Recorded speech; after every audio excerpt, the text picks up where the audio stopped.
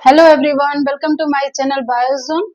और आज हम लोग स्टार्ट करने जा रहे हैं क्लास 12th का chapter number first, reproduction in organism. Reproduction in organism chapter में हमें मेनली टू पार्ट्स पढ़ने हैं, या कह सकते हो टू टॉपिक्स हमें डिस्कस करना है, जिसमें से हमारा फर्स्ट जो टॉपिक है वो हमारा क्या है, लाइफ स्पैन है। एंड सेकेंड टॉपिक आपका क्या है, रिप्रोडक्शन है। रिप्रोडक्शन आगे चल के दो भाग में डिवाइडेड है। एक आपका हो गया असेक्सुअल रिप्रोडक्शन एंड सेकेंड आपका हो गया सेक्सुअल रिप्रोडक्शन। तो सबसे पहले हम जानते हैं कि लाइफ स्पैन क्या है। देखिए, life span that means the time period from the birth to the death, या यू कह सकते हैं from the birth to the natural death is known as life span. इसका अर्थ क्या हो गया, किसी भी ऑर्गेनिज्म का उसके जन्म से लेकर जो उसका नेचुरल डेथ होगा उसके बीच का जो टाइम पीरियड है, उस टाइम पीरियड को हम लाइफ स्पैन के नाम से जानते हैं। अब क्या है कि डिफरेंट डिफरेंट ऑर्गेनिज्म का लाइफ स्पैन भी डिफरेंट डिफरेंट होता है।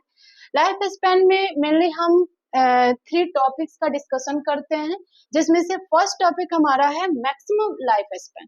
देखिए, मैक्सिमम लाइफ स्पैन कहने का मतलब क्या है कि measure of the maximum amount of time one member of the species has been observe to survive. That means इसका अर्थ क्या है कि किसी भी स्पीसीज का कोई भी एक मेंबर जो मैक्सिमम टाइम तक सर्वाइव किया हो। जैसे मान लीजिए कि ह्यूमन बीइंग की अगर हम बात करें तो ह्यूमन बीइंग में कोई भी एक मेंबर जो है, अगर वो सबसे अभी तक का जो सबसे मैक्सिमम टाइम ऑफ पीरियड मान लीजिए कि 120 ईयर्स हो या 140 ईयर्स हो, तो वो मैक्सिमम जो है 120 या 140 ही क्या है, आपका मैक्सिमम लाइफ स्पैन हो जाएगा of the human being species.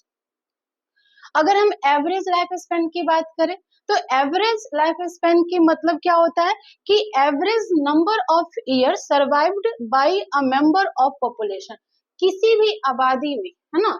या आप यहाँ पर स्पेसीज के लिए भी कह सकते हैं कि किसी स्पेसीज या किसी पॉपुलेशन में स्पेसीज का जो है एक एक पार्टिकुलर स्पेसीज में कोई मेंबर जो है, या कह सकते हैं कि एवरेजली कितने टाइम तक वो जी रहा है, ठीक है, तो वो एवरेज आपका क्या हो जाएगा, लाइफ स्पैन हो जाएगा। और अगर हम लाइफ एक्सपेक्टेंसी की बात करें तो लाइफ एक्सपेक्टेंसी का मतलब क्या हो गया कि किसी भी स्पीसीज का कोई भी एक मेंबर जो है कितना एक्सपेक्ट कर रहा है। जैसे मान लीजिए मैं एक्सपेक्ट करूं कि मैं जो है 100 ईयर्स जीऊंगी, है ना, तो वो क्या हो गया, मेरा लाइफ एक्सपेक्टेंसी हो गया। दोनों को हमें मिक्स नहीं करना है। जनरली हमें बच्चे ये समझ जाते हैं कि समझ लेते हैं कि एवरेज जो लाइफ स्पैन है और लाइफ एक्सपेक्टेंसी वो दोनों सेम है, बट दोनों सेम नहीं है। यहाँ पर हम मतलब एक स्पीसीज के मेंबर जो है वो एक्सपेक्ट करे कि मैं इतना साल जीऊंगी या जीऊंगा, जो भी है। लेकिन एवरेज में क्या है कि मैक्सिमम नंबर ऑफ ईयर्स जो है एक पॉपुलेशन में जो भी मेंबर्स हैं, है ना, या आप शॉर्ट में करके कि किसी भी स्पीसीज का मेजोरिटी ऑफ जो मेंबर्स हैं वो कितने ईयर सरवाइव कर रहे हैं, वो आपका क्या हो जाएगा, एवरेज लाइफ स्पैन हो गया। आई होप कि ये तीनों टॉपिक आप लोग को समझ में आ गया है, ठीक है।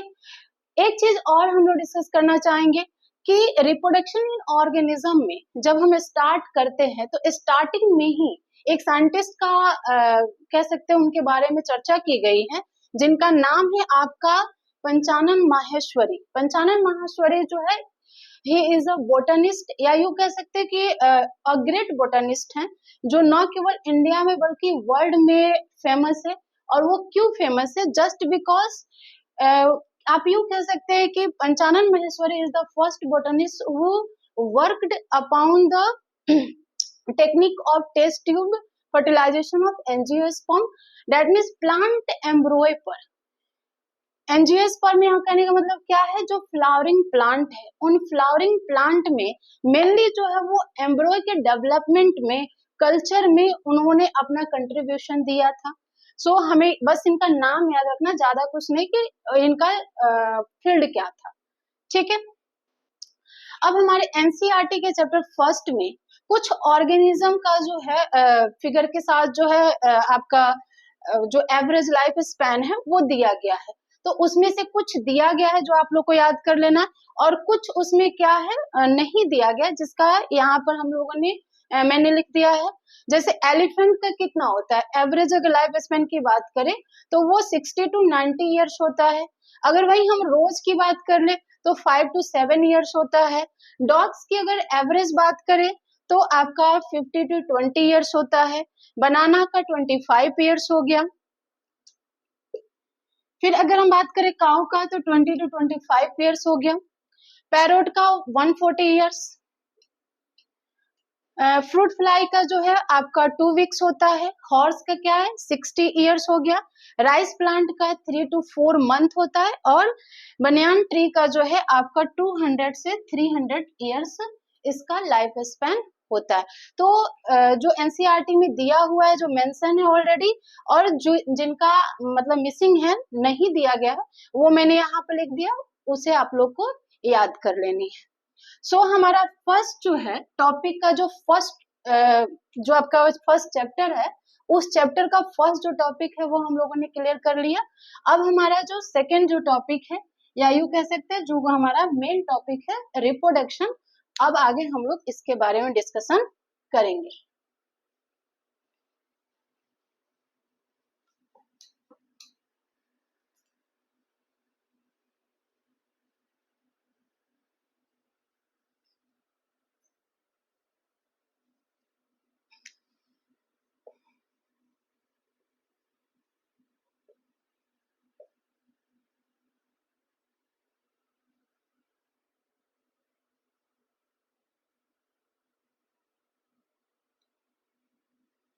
देखिए, रिप्रोडक्शन, री का मतलब क्या होता है अगेन प्रोडक्शन, अगेन प्रोडक्शन, यानी कि रिप्रोडक्शन का मतलब क्या हो गया अगेन प्रोडक्शन। ठीक है, यानी कि देखो हम लोगों ने आप लोगों ने क्लास 11th में सेल चैप्टर पढ़ा है। सेल चैप्टर में हम लोगों ने क्या पढ़ा था, अगर सेल थ्योरी की बात करें तो उसमें आपको बिरचॉस जो है उन्होंने कहा था कि new cell arise from pre existing cell. तो ठीक सेल की तरह ही ऑर्गेनिज्म भी जो है, जो आपका प्री एग्जिस्टिंग ऑर्गेनिज्म है उन्हीं से बनते हैं। मतलब जो प्रोडक्ट है उसी प्रोडक्ट से हम क्या है एक न्यू प्रोडक्ट को तैयार कर रहे हैं। तो reproduction that means again production. अगर डेफिनेशन की बात करें तो डेफिनेशन क्या हो जाएगा, reproduction is the production of offspring.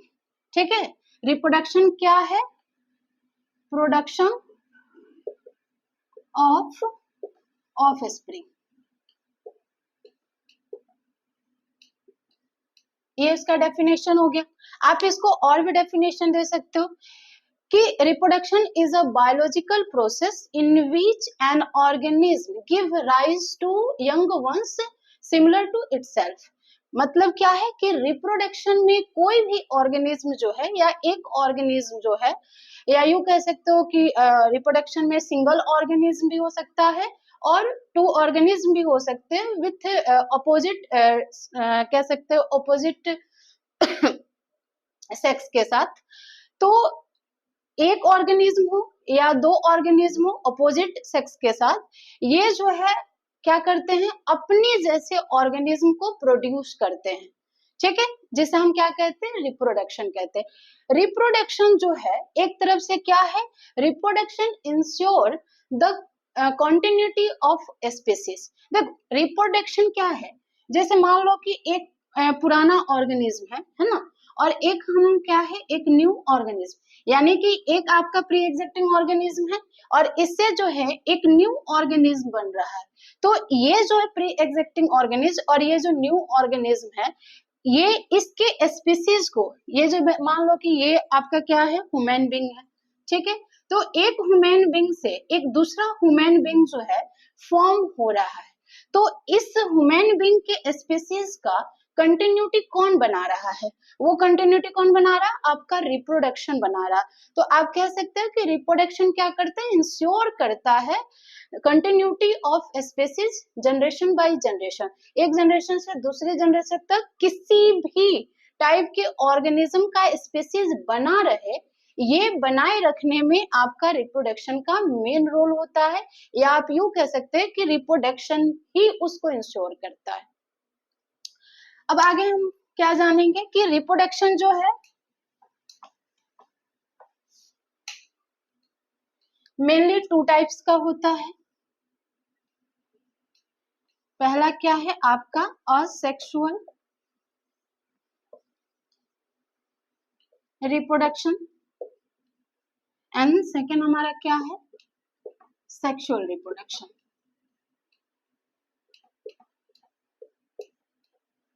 देखिए असेक्सुअल कहने का मतलब ही है कि there is no involvement of sex organs. Asexual reproduction में क्या है, किसी भी प्रकार से सेक्सुअल ऑर्गन का इन्वॉल्वमेंट नहीं होता है। इसका अर्थ क्या है कि in the sexual reproduction a single cell organism is capable to produce a new offspring. यानी कि आपके असेक्सुअल रिप्रोडक्शन में एक सिंगल सेल ऑर्गेनिज्म जो है वो कैपेबल होता है एक न्यू ऑर्गेनिज्म को प्रोड्यूस करने के लिए, ठीक है। और वो जो प्रोड्यूस ऑर्गेनिज्म होता है मतलब आपका क्या है एक सिंगल सेल क्या कर रहा है, जैसे आप अमीबा के एग्जांपल ले लीजिए। अमीबा क्या है, amoeba is a single cell organism. ये सिंगल सेल ऑर्गेनिज्म क्या करता है, अपने बॉडी को डिवाइड करके टू जो है आपको 2 नए अमीबा को बनाता है। तो यहाँ पर हम क्या देख रहे हैं कि only a single cell organism जो है या सिंगल सेल पेरेंटल जो सेल है वो आपको डिवाइड होकर 2 नए ऑर्गेनिज्म को फॉर्म कर पा रहा है, ठीक है। तो ये आपका क्या है असेक्सुअल रिप्रोडक्शन है। असेक्सुअल रिप्रोडक्शन के थ्रू जितने भी ऑर्गेनिज्म प्रोड्यूस होते हैं, ठीक है, मेजोरिटी ऑफ ऑर्गेनिज्म जो है उन्हें हम क्लोन कहते हैं। एक वर्ड आपके एनसीईआरटी में यूज होता है या यूज किया गया है असेक्सुअल रिप्रोडक्शन, यानी कि कह सकते हैं the organism reproduced by asexual reproduction is known as clone, ठीक है, क्लोन कहे जाते हैं। Why they are known as the clone, देखिए the organisms produced by asexual reproduction they are morphologically or genetically similar to each other and with their parents। यानी कि जितने भी ऑर्गेनिज्म असेक्सुअल रिप्रोडक्शन के थ्रू प्रोड्यूस होते हैं वो न केवल आपस में सिमिलर होते हैं बल्कि exact copy to their parents, अपने पेरेंट्स के बिल्कुल हूबहू होते हैं। तो वो मतलब कहने का अर्थ क्या है कि एक अमीबा है, ये 2 अमीबा बना तो ये आपस में भी एक जैसे होंगे, मॉर्फोलॉजी उनका एक जैसा होगा, उनका शरीर एक जैसा होगा, और जेनेटिक बेस पे भी अगर देखा जाए तो ये आपस में इक्वल होंगे और साथ में क्या होंगे अपने पेरेंट के जैसे भी होंगे, ठीक है। So they are known as clone. अगर हम सेक्सुअल रिप्रोडक्शन की बात करें तो सेक्सुअल रिप्रोडक्शन, सेक्सुअल में नाम से ही आपको प्रचलित हो रहा है, शो हो रहा है कि सेक्सुअल यानी कि here is the involvement of sex organs, that means gametes की बात हो रहा है। तो अगर डेफिनेशन हम बनाना चाहे तो क्या कह सकते हैं कि sexual reproduction is a type of reproduction in which two opposite organism that means two organism with opposite sex organ and their gamete fuse to each other and form a new organism, then this type of reproduction is known as the sexual reproduction। तो दोनों में हम लोग कुछ point जो है differences पढ़ लेते हैं कि आपका सेक्सुअल और असेक्सुअल कैसे एक दूसरे से अलग है। देखिए असेक्सुअल में क्या हो जाएगा, पहली बात कि ये जो है आपका यूनिपेरेंटल होता है। Uniparental that means here a single organism is able to form a new organism. जबकि हम सेक्सुअल की बात करें तो ये क्या होता है बाई पेरेंटल होता है। बाई पेरेंटल कहने का मतलब क्या है कि here 2 organism participate to form a new organism, ठीक है।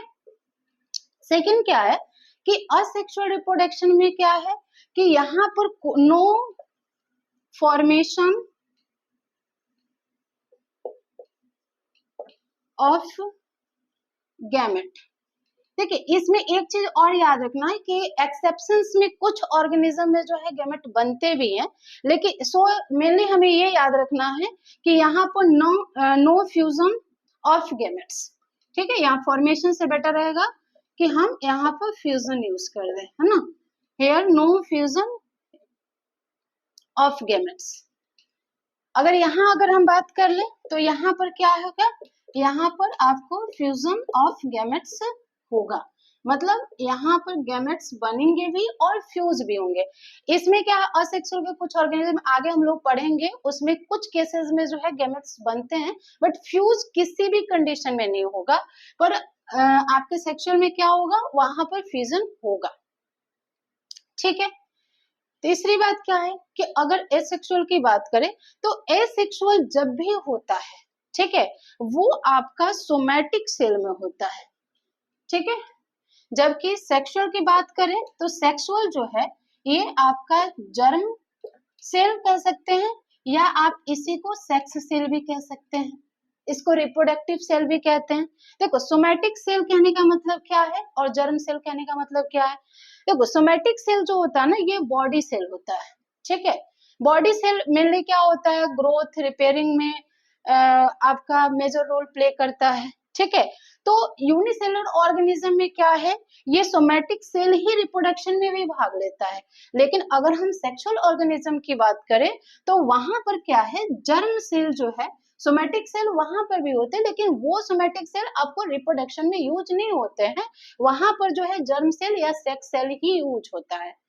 ठीक है, आगे आप बात कर सकते हैं कि यहाँ पर गैमेट का फ्यूजन नहीं होता, तो अगर गैमेट का फ्यूजन नहीं होता है तो क्या होगा, यहाँ पर फर्टिलाइजेशन भी नहीं होगा। ठीक है, यहाँ पर फर्टिलाइजेशन क्या होगा, नहीं होगा, लेकिन यहाँ पर क्या होगा, आपको फर्टिलाइजेशन होगा। ठीक है, अगर यहाँ पे देखो, यहाँ पर अगर फर्टिलाइजेशन हो रहा है तो फर्टिलाइजेशन होगा तो मेनली क्या होगा, अगर इसका सीरीज बना के देखें तो हम क्या देखेंगे, सबसे पहले जो है गैमेट का फ्यूजन होगा, फिर फ्यूजन से क्या होगा, फ्यूजन के जो प्रोसेस होगा उसी को हम फर्टिलाइजेशन कहते हैं। When male and female gamete, जैसे अगर हम ह्यूमन बीइंग की बात कर ले तो ह्यूमन बीइंग में क्या हो जाएगा, आपका स्पर्म एंड ओवा। ठीक है, ये दोनों जो है अगर एक दूसरे से फ्यूज कर रहे हैं तो that process is known as the fertilization. और इनके फ्यूज होने से क्या बनेगा, इनके फ्यूज होने से बनेगा आपको जाइगोट। जाइगोट जो है डेवलप होके क्या बनाएगा, वो आपका एम्ब्रोय बनाएगा। ठीक है, और एम्ब्रोय डेवलप होके फिटस, और वही फिटस क्या होगा, आपका बेबी कहलाएगा। ठीक है, तो यहाँ पर हम क्या देख रहे हैं कि मेल एंड फीमेल गैमेट्स आपको फ्यूज हो रहे हैं, दैट मीन्स फर्टिलाइजेशन हो रहा है। लेकिन यहाँ पर क्या होगा, क्योंकि ये सोमैटिक सेल में हो रहा है, यहाँ पर कोई गैमेट सेल का फ्यूजन हो ही नहीं रहा है और मेजोरिटी में गैमेट्स बनता भी नहीं है, सो यहाँ पर फर्टिलाइजेशन भी अकर नहीं होगा। अगर आगे बात करें तो सेक्सुअल रिप्रोडक्शन में क्या हो जाएगा, सेक्सुअल रिप्रोडक्शन में जो भी ऑर्गेनिज्म बनते हैं वो क्या है, मॉर्फोलॉजिकली और genetically similar to their parents and each other, एक दूसरे से भी सिमिलर है।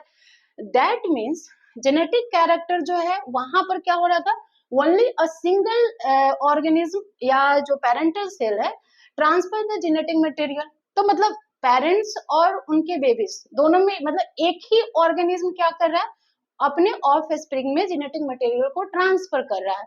लेकिन अगर हम सेक्सुअल की बात करें तो सेक्सुअल में हम क्या देख रहे हैं, क्योंकि यहाँ पर अगर हम ह्यूमन बीइंग की बात करें या किसी भी ऑर्गेनिज्म की बात कर ले तो वहां पर मेल एंड फीमेल गैमेट्स दोनों इन्वॉल्व हो रहे हैं। दैट मीन्स जेनेटिक इंफॉर्मेशन और मटेरियल क्या हो रहा है, बोथ पेरेंट्स जो है वो अपने बेबीज अपने ऑफ स्प्रिंग में ट्रांसफर करते हैं, जबकि ऐसा आपका सेक्सुअल रिप्रोडक्शन में नहीं होता है। ठीक है, आई होप आप लोगों को डिफरेंस बिटवीन सेक्सुअल रिप्रोडक्शन और असेक्सुअल रिप्रोडक्शन में डिफरेंसेस समझ में आ गया होगा। बाकी का डिस्कशन हम लोग नेक्स्ट वीडियो में करेंगे। Thank you.